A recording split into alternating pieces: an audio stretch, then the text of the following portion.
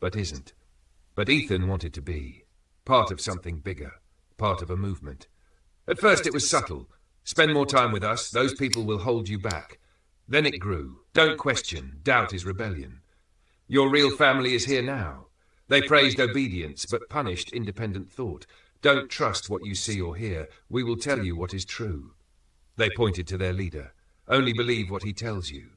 Belonging became conditional. Truth became whatever the leader said. Ethan started to notice things. God doesn't belong to one group. He doesn't love one nation more than another.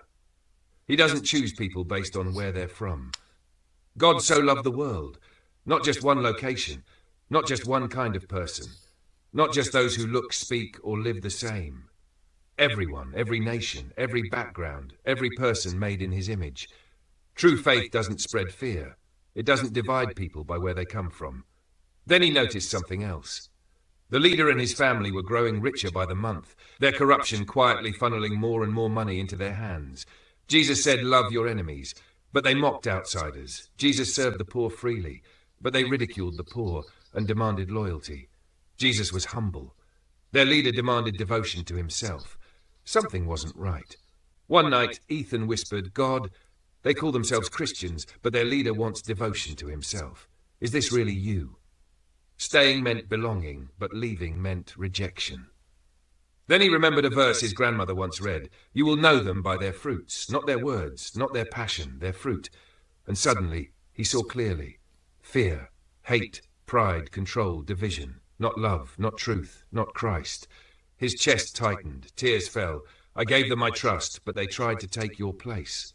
Ethan walked away, and for the first time in a long time, he felt peace. Jesus never demanded control, he gave freedom. He never built fear, he built love. You will know them by their fruits. Matthew 7:16. Love your enemies. Matthew 5:44. If something claims to be righteous, but produces fear, hate, pride, and control, it is not from him. Matthew 7:15-20. Beware of false prophets who come to you in sheep's clothing, but inwardly are ravenous wolves. You will know them by their fruits. A good tree bears good fruit, but a bad tree bears bad fruit. Every tree that does not bear good fruit is cut down and thrown into the fire. Therefore, by their fruits you will know them. Galatians 5:22-23. The fruit of the Spirit is love, joy, peace, patience, kindness, goodness, faithfulness, gentleness, and self-control. So ask yourself, do the people you follow produce love, joy, and peace? Or do they produce division, hatred, and control? John 15:5. I am the vine, you are the branches. If you remain in me and I in you, you will bear much fruit. Apart from me, you can do nothing. Have you seen groups that produce hatred, discord, selfish ambition, greed, and deception? These are not new.